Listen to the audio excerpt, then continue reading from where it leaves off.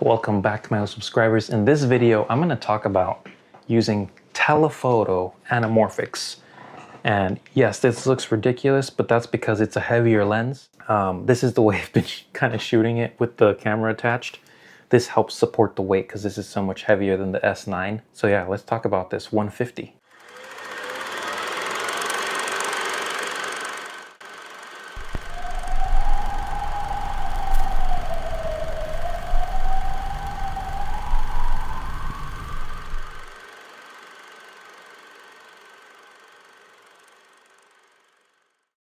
I am absolutely impressed with telephoto anamorphics.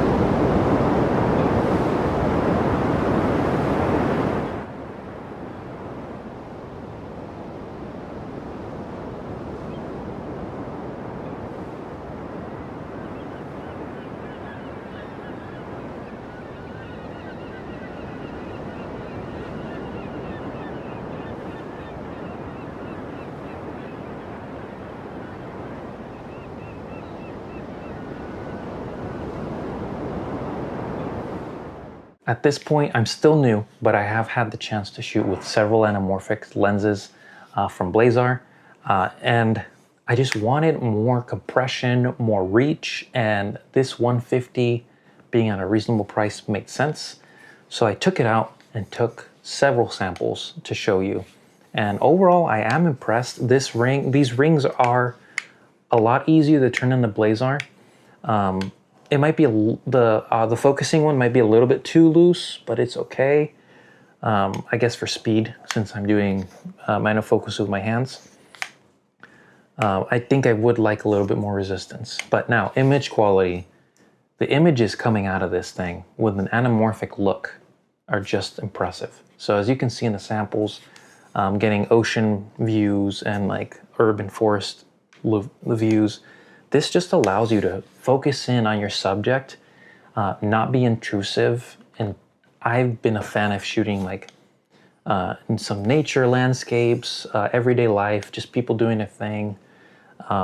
This lens is perfect for that. If you're wanting to do close-ups, the minimum focusing on this thing is so good. I was focusing on my puppy like from this close. This thing is so good. I'm impressed with how close you can focus with this being a 150. T2.9, just great for something like this. I honestly think you can even go to T4. It is a heftier lens. So like I said, I've been holding it like this. I wouldn't say it's terrible, but you do have to keep that in mind because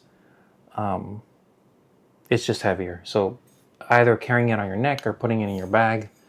I don't know if you can stabilize this as well on a gimbal because of the weight, but all I can say is hand holding video with this was easier than I expected, but that's very much thanks to the Lumix system and their amazing stabilization. Coming from just Sony's, I'm very impressed with the stabilization I'm getting from the miniature S9. That camera has anamorphic stabilization, and then with a bit of an extra crop, I can get like a boosted IS. That combined with doing some minor stabilization on Final Cut Pro, I'm getting very stable footage. And I'm not trying to do a lot of movement with this type of lens. I'm shooting a lot of still shots, just allowing movement to happen within the scene. It's more of not bobbing as much, not tilting. If I'm doing a slight pan, very smooth.